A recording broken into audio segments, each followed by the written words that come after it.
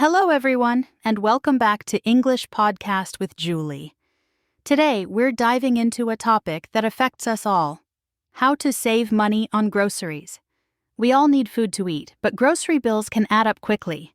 Whether you're cooking for yourself or your family, it's important to find ways to keep costs down while still enjoying delicious meals. So, let's explore some simple strategies that can help you spend less and eat better. Are you ready? Let's get started. First, one of the best ways to save money is to make a grocery list. Before you go shopping, take some time to plan your meals for the week.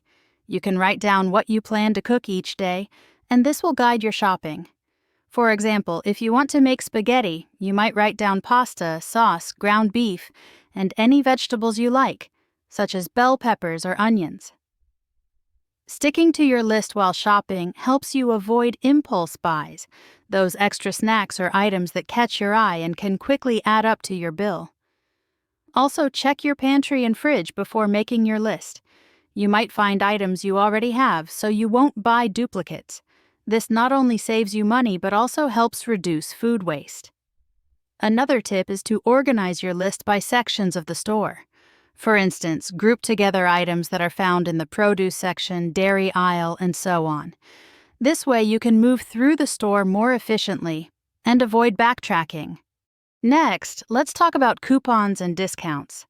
Many stores offer coupons that can help you save money. You can find coupons in newspapers, online, or through store apps on your smartphone. Some grocery stores even have loyalty cards that give you access to special discounts. Using coupons is a great way to save on products you already plan to buy. For example, if you see a coupon for your favorite cereal, use it when you purchase it. But remember to check expiration dates, as they can sometimes expire faster than you think. Also, look for store discounts and sales. Some stores have weekly sales, and they often highlight items on special in their ads or flyers. Signing up for these programs can give you access to even more savings. Just make sure to compare prices. Sometimes buying a larger size can save you money in the long run, but be sure you can use it all before it expires. For example, if you find a deal on a big bag of rice, it could last you a long time if you store it properly. Another effective way to save money is to buy in bulk. Items like rice, pasta, beans, and canned goods often cost less when purchased in larger quantities. Buying in bulk can also reduce packaging waste, which is great for the environment.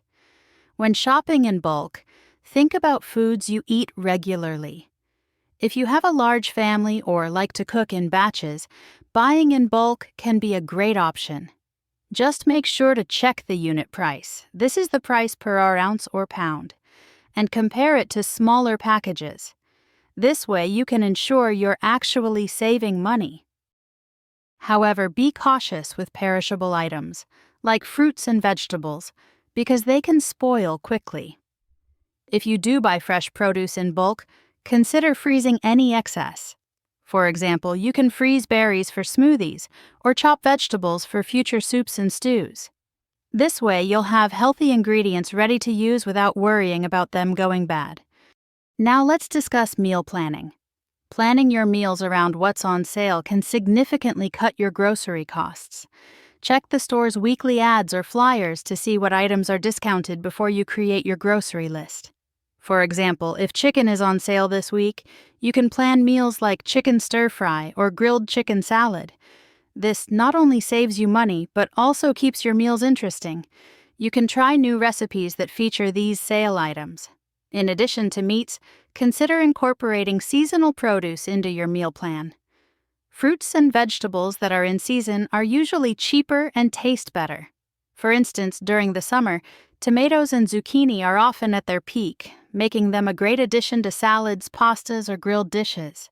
You can even visit local farmers markets for fresh produce at lower prices. Another way to save money is to avoid processed foods.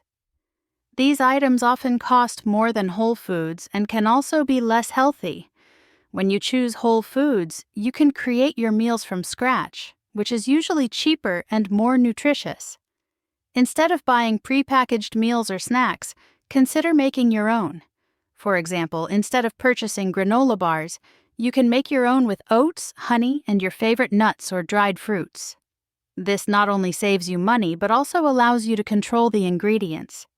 You can also look for recipes that use basic ingredients, like rice, beans, and vegetables. These are often much cheaper than processed alternatives and can be prepared in many delicious ways. Plus, cooking at home can be a fun activity to share with family or friends. Finally, don't forget about leftovers. Using leftovers is a great way to save money and reduce waste. If you have extra food from dinner, try to incorporate it into your lunch the next day. For instance, if you made a roast chicken, use the leftover chicken in a salad or a sandwich. You can even turn leftover vegetables into a delicious soup or stir-fry.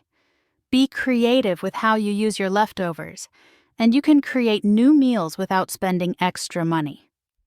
You might also consider having a designated leftovers night each week, where you use up any remaining food in the fridge.